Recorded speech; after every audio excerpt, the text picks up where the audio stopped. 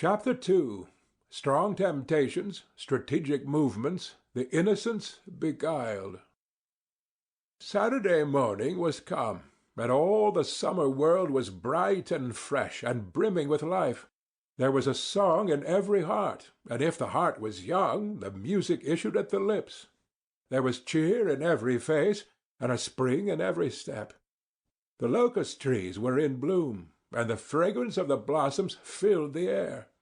Cardiff Hill, beyond the village and above it, was green with vegetation, and it lay just far enough away to seem a delectable land, dreamy, reposeful, and inviting.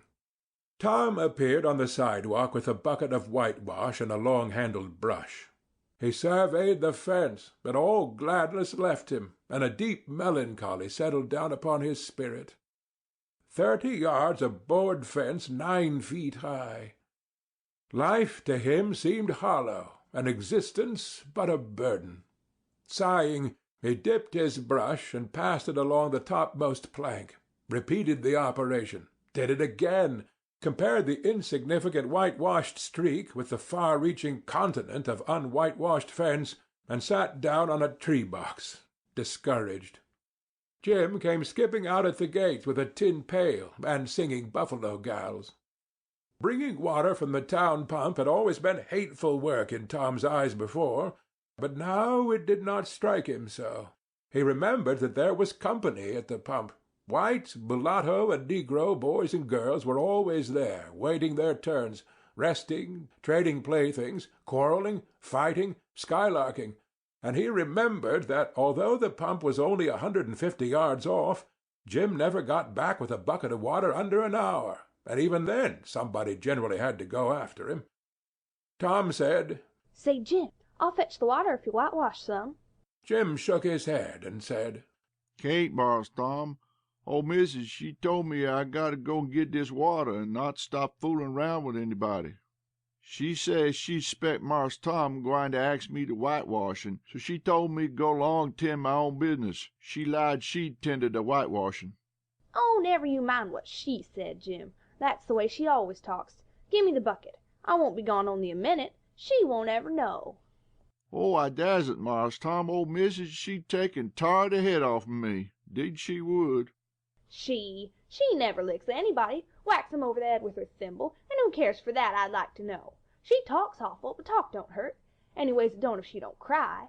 Jim, I'll give you a marble. I'll give you a white alley." Jim began to waver. "White alley, Jim, and it's a bully tall." "My, that's a mighty gay marvel, I tell you, but Mars Tom, I's powerful afraid of old missus." "And besides, if you will, I'll show you my sore toe." Jim was only human. This attraction was too much for him. He put down his pail, took the white alley, and bent over the toe with absorbing interest while the bandage was being unwound. In another moment he was flying down the street with his pail in a tingling rear. Tom was whitewashing with vigor, and Aunt Polly was retiring from the field with a slipper in her hand and triumph in her eye. But Tom's energy did not last. He began to think of the fun he had planned for this day, and his sorrows multiplied. Soon the free boys would come tripping along on all sorts of delicious expeditions, and they would make a world of fun of him for having to work. The very thought of it burnt him like fire. He got out his worldly wealth and examined it. Bits of toys, marbles, and trash. Enough to buy an exchange of work, maybe, but not half enough to buy so much as half an hour of pure freedom. So he returned his straitened means to his pocket and gave up the idea of trying to buy the boys. At this dark and hopeless moment an inspiration burst upon him, nothing less than a great magnificent inspiration. He took up his brush and went tranquilly to work. Ben Rogers hove in sight presently, the very boy of all boys whose ridicule he had been dreading. Ben's gait was the hop, skip, and jump, proof enough that his heart was light and his anticipations high. He was eating an apple, and giving a long, melodious whoop at intervals, followed by a deep-toned ding-dong-dong, ding-dong-dong. for he was personating a steamboat. As he drew near, he slackened speed, took the middle of the street, leaned far over to starboard, and rounded to, ponderously and with laborious pomp and circumstance, for he was personating the big Missouri, and considered himself to be drawing 9 feet of water.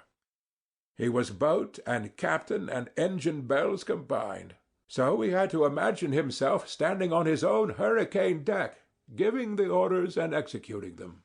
"Stop her, sir. Ting-a-ling-ling." The headway ran almost out, and he drew up slowly toward the sidewalk. "Ship up to back. Ting-a-ling-ling." His arms straightened and stiffened down his sides. "Set her back on starboard. Ting-a-ling-ling. Chow, chow, wow, chow." His right hand, meantime, describing stately circles, for it was representing a 40-foot wheel. "Let her go back on starboard. Ting-a-ling-ling. Chow. The left hand began to describe circles. Stop the starboard. Ting-a-ling-ling. Stop to larboard. Come ahead on the starboard. Stop her. Let your outside turn over slow. Ting-a-ling-ling. Chow, wow, wow. Get out that headline. Lively now. Come out with your spring line. What are you about there? Take a turn round the stump with the bite of it. Stand by that stage now. Let her go. Done with the engine, sir. Ting-a-ling-ling." Trying the gauge cocks. Tom went on whitewashing, paid no attention to the steamboat. Ben stared a moment, and then said, "Hi, you're a stump, ain't you?" No answer. Tom surveyed his last touch with an eye of an artist. Then he gave his brush another gentle sweep and surveyed the result as before.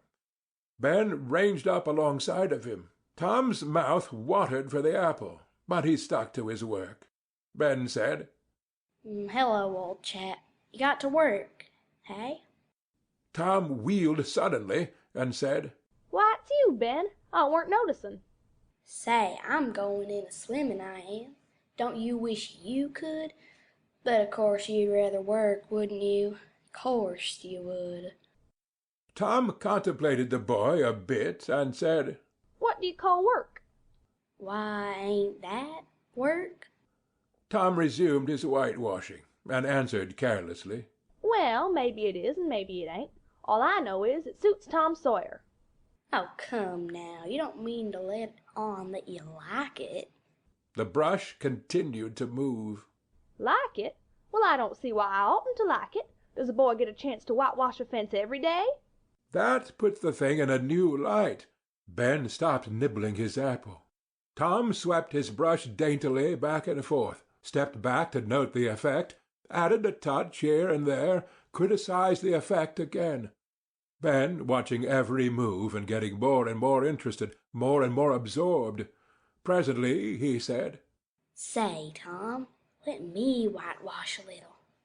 Tom considered, was about to consent, but he altered his mind. No, I reckon it wouldn't hardly do, Ben. You see, Aunt Polly's awful particular about this fence, right here on the street, you know. But if it was the back fence I wouldn't mind, and she wouldn't. Yes, she's awful particular about this fence. It's got to be done very careful. I reckon there ain't one boy in 1,000, maybe 2,000, that can do it the way it's got to be done." "No, is that so? Oh, come on now. Let me just try. Only just a little. I'd let you if you was me, Tom." "Ben, I'd like to, honest Injun, but Aunt Polly, well, Jim wanted to do it, but she wouldn't let him. Sid wanted to do it, and she wouldn't let Sid. Now don't you see how I'm fixed? If you was to tackle this fence and anything was to happen to it—" "Oh, shucks, I'll be just as careful. Now, let me try. Say, I'll give you the core of my apple." "Well, here, no, Ben, now don't, I'm afeard." "I'll give you all of it." Tom gave up the brush, with reluctance in his face, but alacrity in his heart. And while the late steamer, Big Missouri, worked and sweated in the sun, the retired artist sat on a barrel in the shade close by, dangled his legs, munched his apple, and planned the slaughter of more innocents. There was no lack of material. Boys happened along every little while. They came to jeer, but remained to whitewash. By the time Ben was fagged out, Tom had traded the next chance to Billy Fisher for a kite in good repair, and when he played out, Johnny Miller bought in for a dead rat and a string to swing it with, and so on, hour after hour, and when the middle of the afternoon came, from being a poor, poverty-stricken boy in the morning, Tom was literally rolling in wealth. He had, besides the things before mentioned, 12 marbles, part of a Jew's harp, a piece of blue bottle-glass to look through, a spool cannon, a key that wouldn't unlock anything, a fragment of chalk, a glass stopper of a decanter, a tin soldier, a couple of tadpoles, 6 firecrackers, a kitten with only one eye, a brass door-knob, a dog-collar, but no dog, the handle of a knife, 4 pieces of orange peel, and a dilapidated old window-sash. He had had a nice, good, idle time all the while, plenty of company, and the fence had 3 coats of whitewash on it. And if he hadn't run out of whitewash, he would have bankrupted every boy in the village. Tom said to himself that it was not such a hollow world after all. He had discovered a great law of human action without knowing it, namely, that in order to make a man or a boy covet a thing, it is only necessary to make the thing difficult to attain. If he had been a great and wise philosopher, like the writer of this book, he would now have comprehended that work consists of whatever a body is obliged to do, and that play consisted of whatever a body is not obliged to do. And this would help him to understand why constructing artificial flowers or performing on a treadmill is work, while rolling 10-pins or climbing Mont Blanc is only amusement. There are wealthy gentlemen in England who drive 4-horse passenger coaches 20 or 30 miles on a daily line in the summer because the privilege costs them considerable money, but if they were offered wages for the service, that would turn it into work, and then they would resign.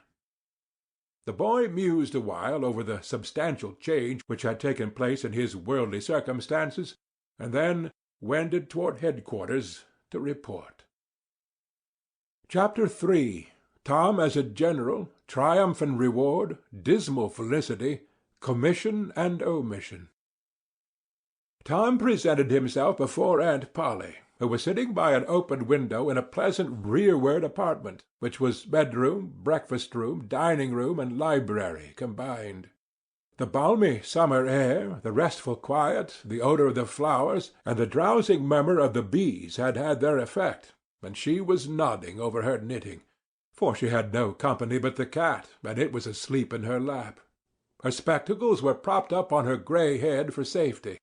She had thought that of course Tom had deserted long ago, and she wondered at seeing him place himself in her power again in this intrepid way. He said, "Mayn't I go and play now, Aunt?" "What, already? How much have you done?" "It's all done, Aunt."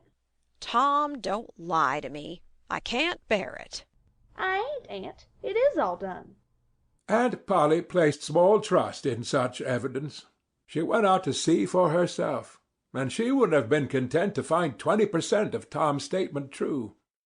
When she found the entire fence whitewashed, and not only whitewashed, but elaborately coated and recoated, and even a streak added to the ground, her astonishment was almost unspeakable. She said, "Well, I never! There's no getting round it. You can work when you're a mind to, Tom." And then she diluted the compliment by adding, "But it's powerful seldom you're a mind to, I'm bound to say. Well, go along and play. But mind you get back some time in a week, or I'll tan you." She was so overcome by the splendor of his achievement that she took him into the closet and selected a choice apple and delivered it to him, along with an improving lecture upon the added value and flavor a treat took to itself when it came without sin through virtuous effort. And while she closed with a happy scriptural flourish, he hooked a doughnut. Then he skipped out, and saw Sid just starting up the outside stairway that led to the back rooms on the second floor. Clods were handy, and the air was full of them in a twinkling. They raged around Sid like a hailstorm, and before Aunt Polly could collect her surprised faculties and sally to the rescue, 6 or 7 clods had taken personal effect, and Tom was over the fence and gone. There was a gate, but as a general thing he was too crowded for time to make use of it. His soul was at peace, now that he had settled with Sid for calling attention to his black thread and getting him into trouble.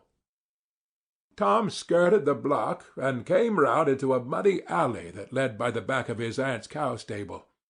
He presently got safely beyond the reach of capture and punishment, and hastened toward the public square of the village, where two military companies of boys had met for conflict, according to previous appointment. Tom was general of one of these armies, Joe Harper, a bosom friend, general of the other. These two great commanders did not condescend to fight in person, that being better suited to the still smaller fry, but sat together on an eminence and conducted the field's operations by orders delivered through aides de camp. Tom's army won a great victory after a long and hard-fought battle. Then the dead were counted, prisoners exchanged, the terms of the next disagreement agreed upon, and the day for the necessary battle appointed, after which the armies fell into line and marched away, and Tom turned homeward alone. As he was passing by the house where Jeff Thatcher lived, he saw a new girl in the garden, a lovely little blue-eyed creature with yellow hair plaited into two long tails, white summer frock, and embroidered pantalettes. The fresh-crowned hero fell without firing a shot. A certain Amy Lawrence vanished out of his heart and left not even a memory of herself behind. He had thought he loved her to distraction. He had regarded his passion as adoration, and behold, it was only a pure little evanescent partiality.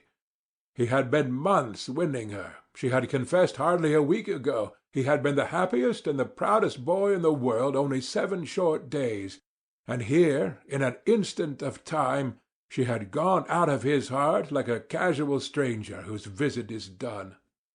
He worshipped this new angel with a furtive eye till he saw that she had discovered him. Then he pretended he did not know she was present, and began to show off in all sorts of absurd boyish ways in order to win her admiration. He kept up this grotesque foolishness for some time, but by and by, while he was in the midst of some dangerous gymnastic performances, he glanced aside and saw that the little girl was wending her way toward the house. Tom came up to the fence and leaned on it, grieving and hoping she would tarry yet a while longer. She halted a moment on the steps and then moved toward the door.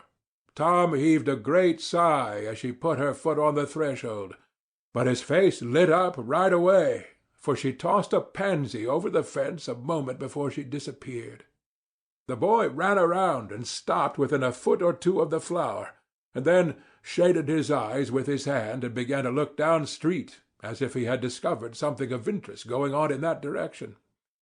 Presently he picked up a straw and began to balance it on his nose, with his head tilted far back. As he moved from side to side in his efforts, he edged nearer and nearer toward the pansy. Finally his bare foot rested upon it, his pliant toes closed upon it, and he hopped away with the treasure and disappeared round the corner. But only for a minute, only while he could button the flower inside his jacket, next his heart, or next his stomach, possibly, for he was not much posted in anatomy, and not hypocritical anyway. He returned now and hung about the fence till nightfall, showing off as before. But the girl never exhibited herself again, though Tom comforted himself a little with the hope that she had been near some window meantime and been aware of his intentions. Finally he strode home reluctantly, with his poor head full of visions. All through supper his spirits were so high that his aunt wondered what had got into the child. He took a good scolding about clodding Sid, and did not seem to mind it in the least. He tried to steal sugar under his aunt's very nose, and got his knuckles rapped for it. He said, "Aunt, you don't whack Sid when he takes it." Well, Sid don't torment a body the way you do. You'd be always into that sugar if I weren't watching you. Presently she stepped into the kitchen, and Sid, happy in his immunity, reached for the sugar bowl, a sort of glorying over Tom which was well nigh unbearable. But Sid's fingers slipped, and the bowl dropped and broke. Tom was in ecstasies, that he even controlled his tongue and was silent. He said to himself that he would not speak a word, even when his aunt came in, but would sit perfectly still till she asked who had done the mischief, and then he would tell, and there would be nothing so good in the world as to see that pet model catch it. He was so brimful of exultation that he could hardly hold himself when the old lady came back and stood above the wreck, discharging lightnings of wrath from over her spectacles. He said to himself, "Now it's coming," and the next instant he was sprawling on the floor. The potentate was uplifted to strike again, when Tom cried out, "Hold on now, what are you belting me for? Sid broke it." Aunt Polly paused, perplexed, and Tom looked for healing pity. But when she got her tongue again, she only said, Well, you didn't get a lick amiss, I reckon. You been into some other audacious mischief when I weren't around, like enough." Then her conscience reproached her, and she yearned to say something kind and loving, but she judged that this would be construed into a confession that she had been in the wrong, and discipline forbade that. So she kept silence, and went about her affairs with a troubled heart. Tom sulked in a corner and exalted his woes. He knew that in her heart his aunt was on her knees to him, and he was morosely gratified by the consciousness of it. He would hang out no signals. He would take notice of none. He knew that a yearning glance fell upon him now and then through a film of tears, but he refused recognition of it. He pictured himself lying sick unto death, and his aunt bending over him, beseeching one little forgiving word, but he would turn his face to the wall and die with that word unsaid. Ah, how would she feel then? And he pictured himself brought home from the river, dead, with his curls all wet and his sore heart at rest. How she would throw herself upon him, and how her tears would fall like rain, and her lips pray God to give her back her boy, and she would never, never abuse him any more. But he would lie there cold and white and make no sign, a poor little sufferer whose griefs were at an end. He so worked upon his feelings with the pathos of these dreams that he had to keep swallowing, he was so like to choke, and his eyes swam in a blur of water, which overflowed when he winked, and ran down and trickled from the end of his nose. And such a luxury to him was this petting of his sorrows, that he could not bear to have any worldly cheeriness or any grating delight intrude upon it. It was too sacred for such contact, and so, presently, when his cousin Mary danced in, all alive with the joy of seeing home again after an age-long visit of 1 week to the country, he got up and moved in clouds and darkness out one door, as she brought song and sunshine in at the other. He wandered far from the accustomed haunts of boys, and sought desolate places that were in harmony with his spirit. A log raft in the river invited him, and he seated himself on its outer edge, and contemplated the dreary vastness of the stream, wishing the while that he could only be drowned, all at once and unconsciously, without undergoing the uncomfortable routine devised by nature. Then he thought of his flower. He got it out, rumpled and wilted, and it mightily increased his dismal felicity. He wondered if she would pity him if she knew. Would she cry, and wish that she had a right to put her arms around his neck and comfort him? Or would she turn coldly away, like all the hollow world? This picture brought such an agony of pleasurable suffering that he worked it over and over again in his mind, and set it up in new and varied lights, till he wore it threadbare. At last he rose up sighing, and departed in the darkness. About 9:30 or 10 o'clock, he came along the deserted street to where the adored unknown lived. He paused a moment. No sound fell upon his listening ear. A candle was casting a dull glow upon the curtain of a second-story window. Was the sacred presence there? He climbed the fence, threaded his stealthy way through the plants, till he stood under that window. He looked up at it long and with emotion. Then he lay down on the ground under it, disposing himself upon his back, with his hands clasped upon his breast, and holding his poor wilted flower. And thus he would die, out in the cold world, with no shelter over his homeless head, no friendly hand to wipe the death damps from his brow, no loving face to bend pityingly over him when the great agony came. And thus she would see him when she looked out upon the glad morning, and oh, would she drop one little tear upon his poor lifeless form, would she heave one little sigh to see a bright young life so rudely blighted, so untimely cut down. The window went up, a maid-servant's discordant voice profaned the holy calm, and a deluge of water drenched the prone martyr's remains. The strangling hero sprang up with a relieving snort. There was a whiz as of a missile in the air, mingled with the murmur of a curse. A sound as of shivering glass followed, and a small, vague form went over the fence and shot away in the gloom. Not long after, as Tom, all undressed for bed, was surveying his drenched garments by the light of a tallow dip, Sid woke up. But if he had any dim idea of making any references to allusions, he thought better of it, and held his peace, for there was danger in Tom's eye. Tom turned in without the added vexation of prayers, and Sid made mental notes of the omission. End of Chapter 3